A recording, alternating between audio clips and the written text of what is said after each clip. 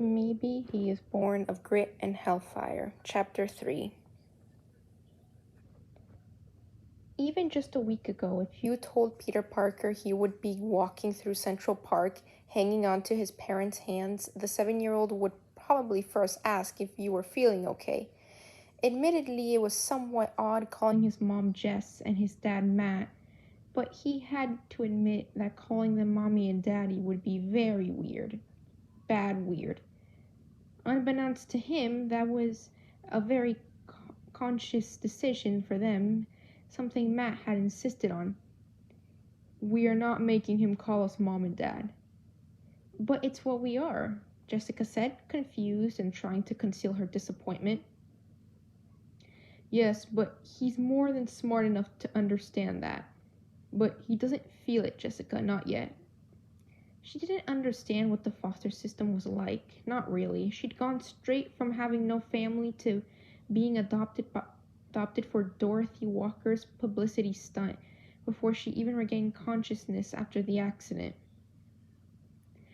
But Matt had been thrown out of houses before with families who tried to insist he relinquish his hold on his father's memory by calling a strange man whose smell and voice were completely foreign to him Dad. Strange men who, half the time, barely deigned to acknowledge him, never mind touching him or hugging him, not like Jack Murdoch would. They weren't mom and dad yet, but they could be, someday. Jessica compromised with him. Let's try Matt and Jess, then. My son is not calling me Jessica, and I don't think you want him to call you Matthew. He grimaced. Point taken. No, definitely not. Matt and Jess it is.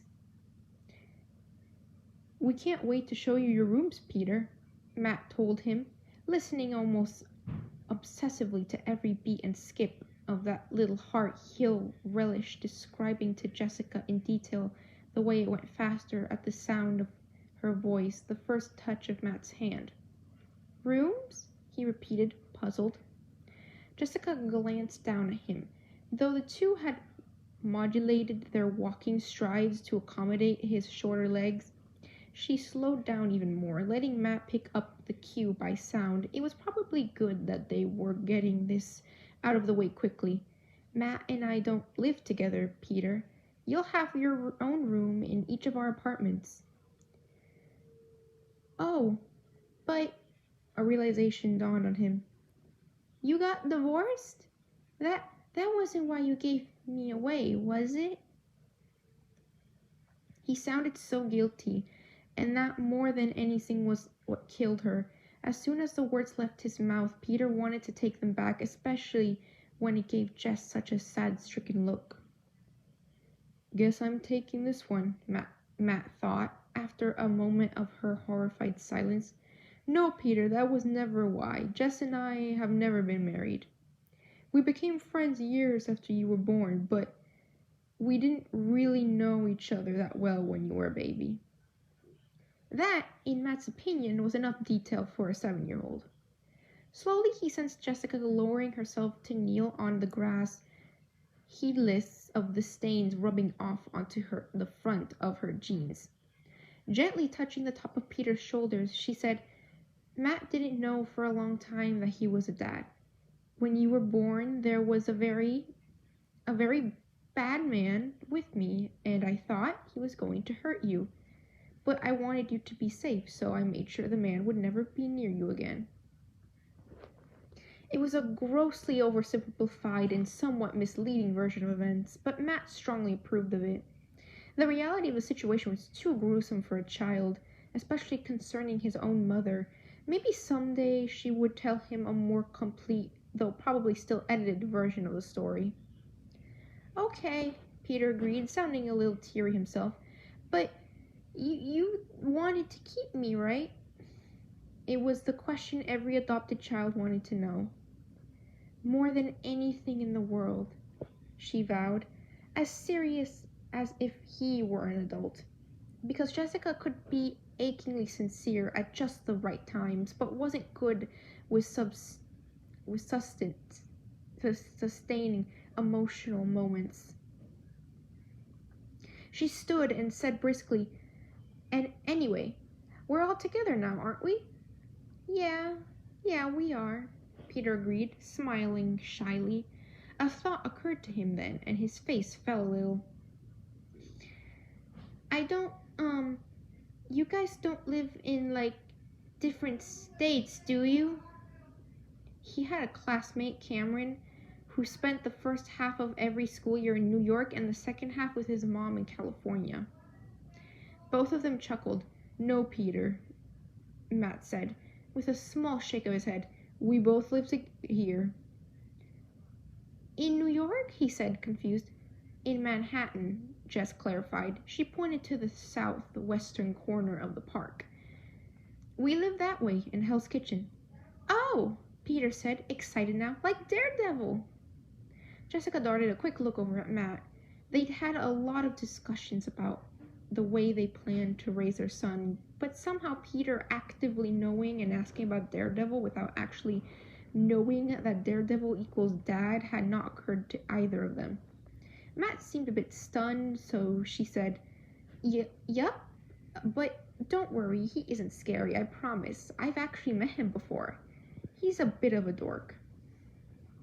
Peter nodded eagerly, a wide grin on his face. "I know, Daredevil helps people in trouble, just like the Avengers."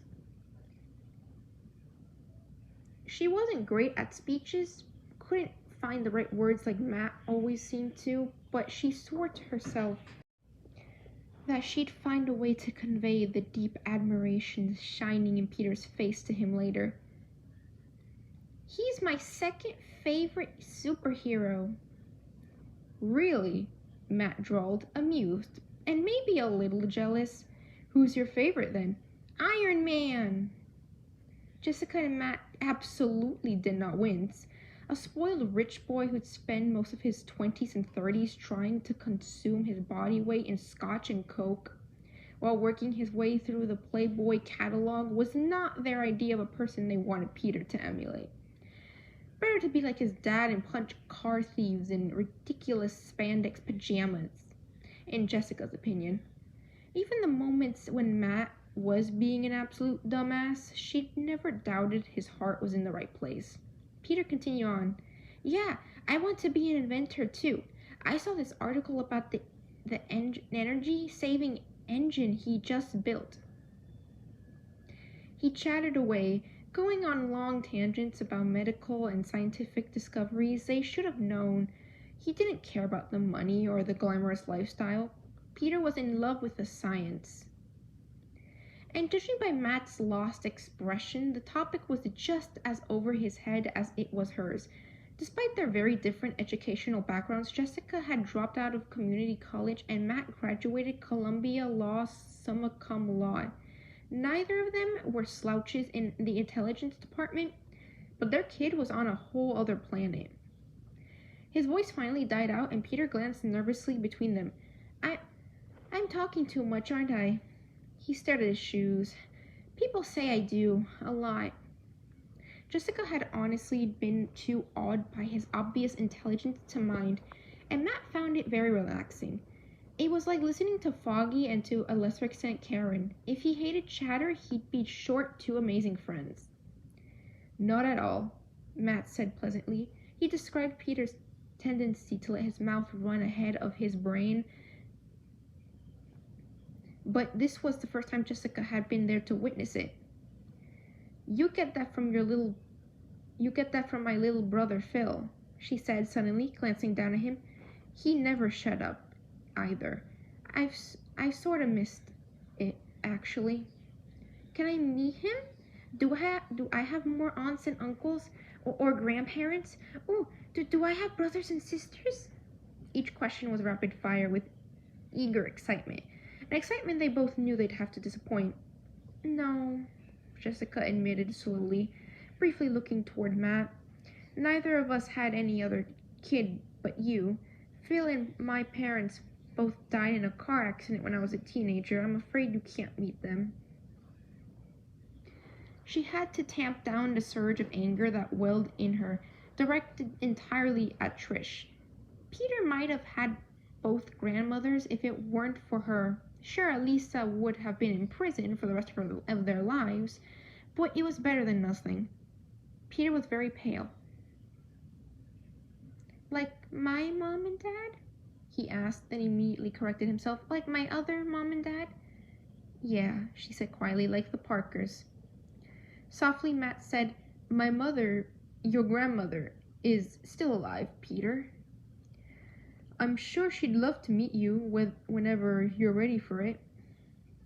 Peter nodded, a bit shaky still. I'd like that. It wasn't precisely true. Maggie did want very much to meet him. That was very true. When Foggy had been able to confirm that they would be regaining custody of Peter, Matt had screwed up the courage to tell Maggie about his existence, including the circumstances of his conception and the somewhat convoluted path by which he discovered him.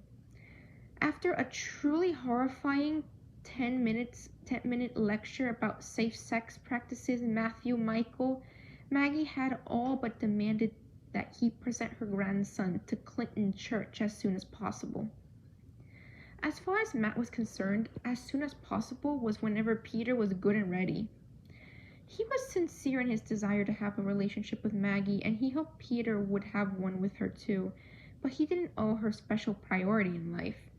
She was not second or even third on his list of concerns. Peter was and always would be first from the moment Matt knew of him. Jessica had become second by necessity. She was his friend and the mother of his child, and maybe just a little. He had taken Foggy's words about Maggie to heart. Determined to seem more cheerful, Matt said, I don't have any brothers or sisters, but you do kind of have an aunt and an uncle. That's right, Jess agreed, looking down at him with a faint smile. Foggy and Karen are probably just dying to meet you. Foggy and Karen? Peter repeated uncertainly. Who's that? They're my business partners, he said. My best friends, Jess is right. They're very excited. I'm surprised they're not blowing up my phone to ask when I'm bringing you home. It was a poor explanation of what they meant to him in Matt's mind. Even in the absolute depths of his deepest despairs, they'd come back to him, loved him, believed in him. It's not me, he told Reindeem. It's them. As far as he was concerned, there was no Matt Murdock without Karen Page and Foggy Nelson, and he knew they would love Peter every bit as much. It was one of the very few concerns he didn't have. Encountering a familiar scent and sound, Matt gestured in front of them and said, There's an ice cream cart over there. Let's have one before we leave the park. Jessica watched Peter glance between Matt and the ice cream vendor. How did you... She could see the great big question mark practically hovering over his head, the silent question that even at 7, he wasn't rude enough to ask. Is he even really blind? How did you know that? Matt, that shithead, gave their son one of his more mysterious smiles. I have very sharp ears. Jessica resisted the urge to glare at him. They'd agreed that they wouldn't attempt to lie about or directly conceal their abilities from Peter, but that was very different from casually hinting about it all over the place. This was just showing off. Oh, that reminds me, she said suddenly, digging into one of the pockets of her leather jacket. Matt's head cocked as a pair of bells jingled softly in her hand. Are you impersonating a reindeer today?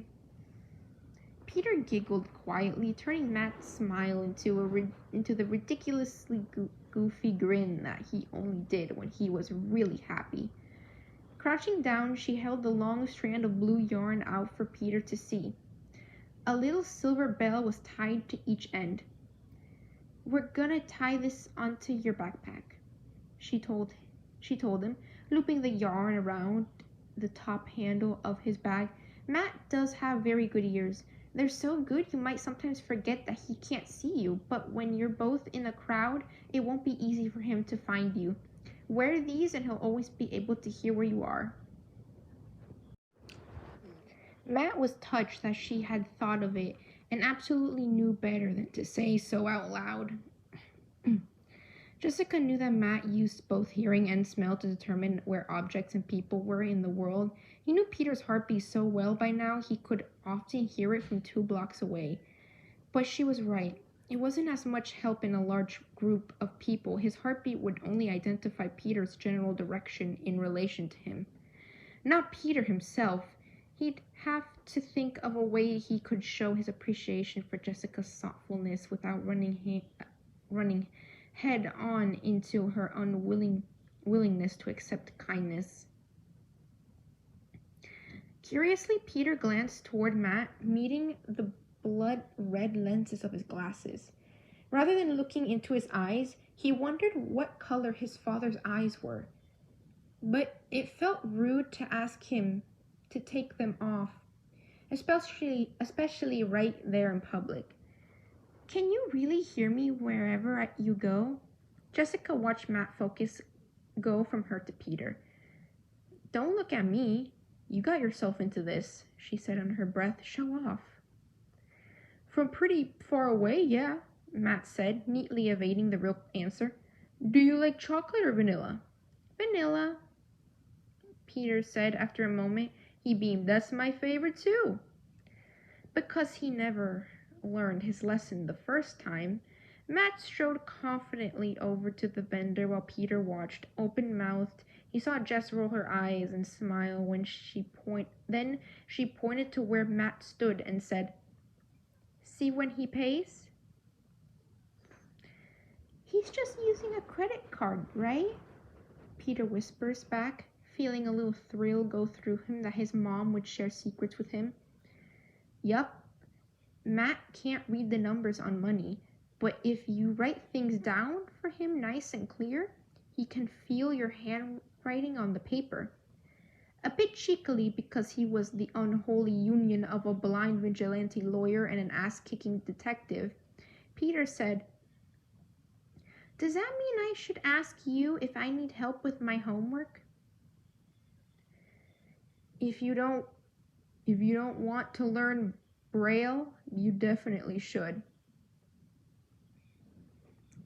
Matt said as he joined them again, giving Jessica a coffee-flavored cone and handing Peter his ice cream. Oh, could I? Peter asked, brightening. Will you teach me? Yes, of course, Matt said, surprised. They finished their ice cream walking around the lake, and then Jess and Matt led Peter onto the A train. The train was crowded, people rushing home after work to their dinners. Peter bit back a surprised squeak as Jess picked him up with no effort and pulled him onto her lap. Giving him a place to sit down on the crowded train, he let his legs dangle on either side of her knees. She tickled him lightly on the side as they were sitting, raising her brow with a perfectly innocent expression when he glanced up at her. Matt hung onto the rail one-handed as he stood right in front of Peter and Jess, telling stories about the other passengers to him in a low voice. He thought his father was making them up, was the thing. He never imagined that Matt was simply describing what he was hearing and smelling and sensing, then relating those things to Peter. They all got off at 42nd Street and walked together down to 10th Avenue. Peter was disappointed when Jess admitted they would have to part ways now, lightly as though she were a little afraid of touching him. She ruffled his hair and said, I could come over and bring breakfast. Would you like that? He nodded eagerly and opened his arms for a hug, goodbye without hesitation. Peter was beginning to think that all of his mother's smiles were that sudden and that brief. Her hug, too, was brief but fierce. Her hold around him strong, but only for a moment before she stepped back. This sucks, she muttered, only loud enough for Matt to hear. You can be the one to take him, he offered, though Matt would be just as devastated to say goodbye as she was. I really can't, she replied, and he left it at that. A bit more light and cheerful, she said, "I'll see you in the morning, buddy." "Bye, Jess," he waved enthusiastically all the way until they turned the corner and couldn't longer see her anymore. Matt's chest ached as he heard Jessica let out a suspiciously wet sigh and begin making her way up to 46. They had to go down to 11th and over to 41st before making it to his building. Though Matt was given to understand that most children were energetic but tended to tire quickly, Peter didn't show signs of fatigue. Until they were about a block away from his house, Matt wasn't surprised. It was an emotional day for all of them, and they'd spent hours walking in the park, even with frequent breaks, and there was before walking home from the subway. "How does spaghetti sound for dinner?" Matt asked him as they approached the front door. "That's my favorite," the little boy exclaimed. They got odd looks from people the whole way back. Peter had no way of realizing that most blind people didn't navigate with that level of ease and more. Then a few people were scandalized by a blind man leading a child around. "I know," Matt didn't say. "I know all your favorites." Peter was even more excited by his room. Foggy had talked him out of going with Star Wars from ceiling to floor, but Karen had compromised with a similar theme, space. They painted his old gym in midnight blue, Karen painstakingly stenciling on constellations and actual star positions. Foggy had found a set of kid sheets that had a beautiful galaxy design and even a little pillow shaped like a rocket. Peter's sounds of delight made Matt's face hurt from grinning. He couldn't even remember the last time he'd smiled this much. Making dinner involved another dilemma. Remove the glasses or don't. Partly it was because he often forgot he was actually wearing them. He spent the majority of his day at the office or punching people, and his face was covered in various ways for both of those activities. But it was also because he was a little nervous about showing his eyes to Peter. Most of the children at St. Agnes had been highly uneasy with seeing Matt without something covering his blank eyes, and many of them, both covertly and overtly, had said it was very creepy. He didn't want Peter to find his face creepy, but he knew it wasn't realistic to walk around the house with the glasses on 24/7.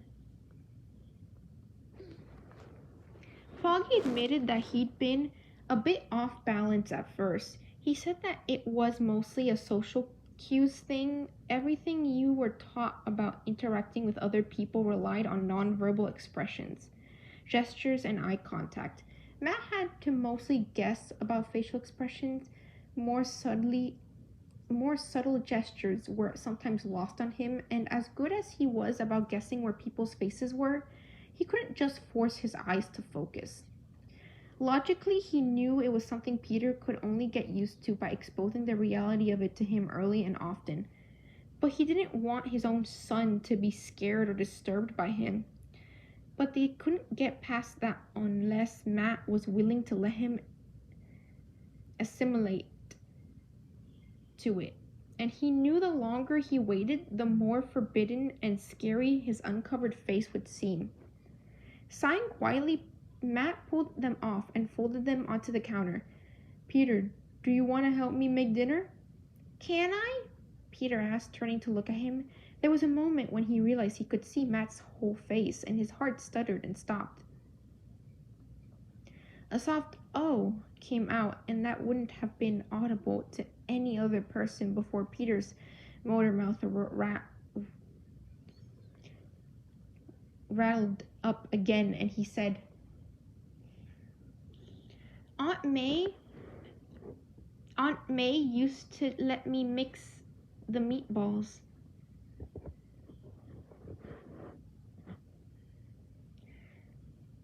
"Perfect. Let's wash our hands. Matt silently promised to light a candle for May Parker the next time he was at Clinton Church. Maybe he would teach Peter how. Matt often found the ritual comforting. Perhaps he would too. As energetic and enthusiastic Peter had been for most of the day, after wolfing down a plate of spaghetti, it became pretty obvious that his little guy was slowing way down. Peter's chatter was more of a mumble, and he worried a couple of times that he was about to faceplant into his plate. They finished dinner, and Matt was helping him wash marinara sauce off his face when in the living room his phone called. Foggy, Foggy, Foggy. Peter flinched slightly, cowering and hiding his face against Matt's hip. He never displayed such a skittishness before, so he had to assume the unfamiliar location combined with his tiredness was making him a bit jumpy. It's okay, that's just my phone, Matt soothed, reaching down to card a hand through his hair. It always tells me who's calling. That's your friend? He asked hesitantly. Foggy? The tiredness also apparently made Peter clingy. He was plastered to him like a limpet, until Matt's weak will gave into his urge to just pick him up and carry him. Even as he answered the phone, he could tell the little boy was falling asleep on his shoulder. Hello? Open your door, buddy. We're celebrating your first day of dad time with a bottle of craft beer. Fog, 1 beer, Matt. I'm not getting you drunk with your son in the house. You just want to see him so you can brag to Karen, he accused, even as he walked to the front door. You can't prove anything, his friend answered with a grin in his voice. Peter was already half asleep as Matt opened the door. Foggy gave out a quiet aw as he saw them, taking in the little boy clinging to Matt and his friend's somewhat comedic expression of stupefied adoration. He was going to have to get Jessica to take Peter during the critical points of their next high-priority case. Matt looked like his proximity to his son's cuteness was killing off his brain cells with Frank Castle-esque precision. Not that Foggy could blame him, because holy shit, Peter was tooth-achingly adorable. Hey, buddy, he greeted Peter, keeping his voice low in deference to his tired state. Did I interrupt bedtime?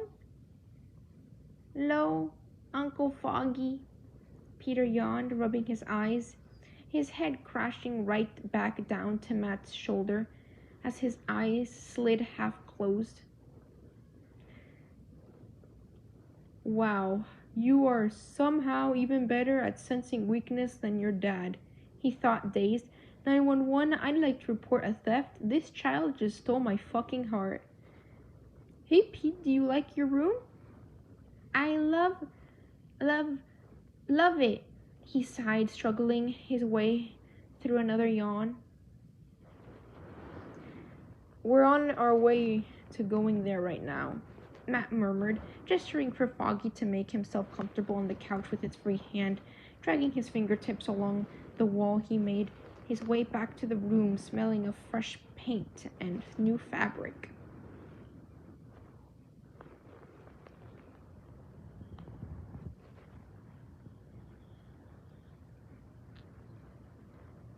And promptly almost tripped over Peter's backpack near his bed. They'd be having a conversation tomorrow about the importance of tidying up. He wasn't quite as impaired as any other blind man, but he couldn't always put his whole awareness into his environmental surroundings. And even if he could, he really didn't want to do it in his own house. Pulling back the comforter, Matt lowered Peter's limp body down onto the bed and prepared to tuck him in. But he wouldn't go. Clinging tightly onto Matt like a little monkey, Peter gripped onto his shirt and clamped his tiny legs around his waist. If he really tried, Matt probably could have pried him off and left him in bed, but Peter was making a soft, pathetic noise that seemed biologically engineered to ensure that he couldn't just put him down and leave him there. Lifting him upright again, he tried to coax him into the bed instead. It's time to go to sleep, Peter. Aren't you tired? I want to stay with you, Peter mumbled, turning his face into Matt's neck. He could feel each individual eyelash brushing his skin. I am a first-class sucker, Matt thought ruefully.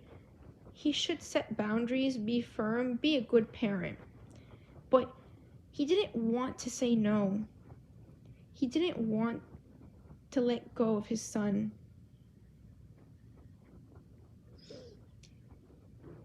He dared to give Peter a light kiss to his hair, his fingers still entangled in Matt's shirt. Okay, Pete, let's go see Fogg again. After so many years of knowing him, Matt knew all the ways to interpret his silence. This was Foggy's puzzlement.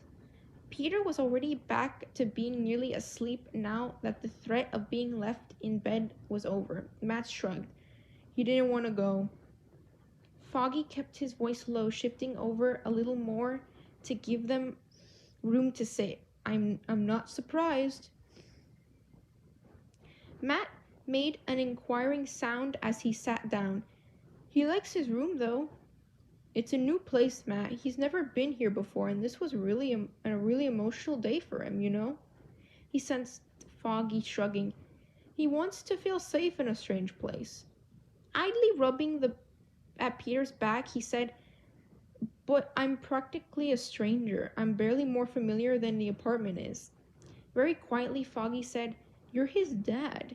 That's not nothing, Matt. Not to a 7-year-old. Matt hummed thoughtfully. We both got very lucky, he said after a moment. We got him back at an age where he hasn't really learned how to distrust people. Old enough to understand that the Parkers weren't his first parents, and young enough to still wonder what we're like and want to know who we are. He and Fogg talked quietly, drinking their beers so slowly they couldn't manage a buzz even if they were lightweights. Well, more of a lightweight, in Matt's case. Foggy was nearly ready to call it a night when Peter made another one of those noises that were hardwired to send Matt's brain into worried dad mode. Peter, are you okay? Worried dad mode was what Foggy named it, and it was a state he and Karen would become intimately familiar with. Matt had acknowledged that Jack almost certainly had some kind of generalized anxiety disorder. Foggy wasn't sure if Matt also had the same generalized anxiety and becoming a parent had brought it to life, or if he was just subconsciously modeling the behavior of the only decent parent he'd ever had. I think he's having a nightmare, Matt, Foggy said, watching Peter's face twist up unhappily, and another of those whimpers came out. The whimper quickly became sniffling and then full-on sobbing. Okay, Matt murmured, gently cradling his head closer to his chest like he might do for a baby, slowly rocking him back and forth. I'm here, Matt's here, Peter. He continued rocking, trying to work out what he could do to make this feel more familiar to him. Matt had listened to nearly 100 bedtimes Peter had with Aunt May in the 2 years since he discovered his son was living in Queens. She would usually read or sing to him. He couldn't read to him. Matt had bought him children's books advanced because Peter was already a decent reader on his own, but he hadn't thought to purchase child-appropriate books in Braille. He could sing, but Matt didn't actually remember any children's songs. He didn't remember lullabies or nursery rhymes. Being raised by a single father before he went blind, Matt's nightlight and his lullaby was often a television screen. After he had the accident, sleep was a place other people went, until he became old enough and skilled enough to control his senses. At 10, his caretakers generally thought he was too old for that sort of thing. So he sang the only kind of soothing song that he knew. Be thou my vision, O Lord, of my heart, not be all else to me save that thou art. Thou My best thought by day or by night, waking or sleeping, thy presence my light. Be thou my wisdom, and thou my true word. I ever with thee, and thou with me, Lord. Matt kept up the steady rocking motion, his heart and breathing deliberately calm. Thou my great Father, and I thy true Son, thou in me dwelling, and I with thee one. His hand followed the line of Peter's spine in long, firm strokes, listening cautiously to the slow descent of his breathing.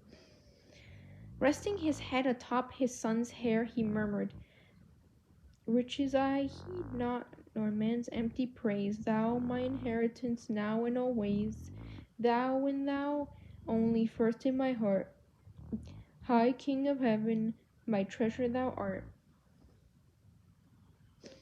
Foggy will remember Matt's expression for the rest of his life, the naked devotion on his best friend's face. High King of heaven, my victory won, may I reach heaven's joys, O bright heaven's sun. Heart of my own heart, whatever befall, still be my vision, O ruler of all. Peter's breathing and heartbeat were even and steady, soft puffs of air fanning out against his chest. Foggy's phone gave an electronic click that made Matt instantly suspicious. What are you doing? Sending a video of this to literally everyone we know? Foggy said, unabashed. That's the cutest thing I've ever seen, and the world needs to know the joy that I now have. Foggy, Matt protested but hushed, barely daring to move his lungs. Relax, I'm kidding. I sent it to Jess and Karen, that's all. There's a moment of silence before Foggy said, I know I'm bad at Catholicism, Matt, but I'm pretty sure I know sacrilege when I see it. He wasn't using his jovial tone for it. Foggy was entirely serious. It's a proper hymn. The nuns taught it to me. Matt protested in a whisper. How is worship music sacrilegious? Matt, Foggy said very quietly, and the utter sincerity of my treasure thou art stuck in his mind. We both know that it wasn't God you were thinking of just then. End of chapter.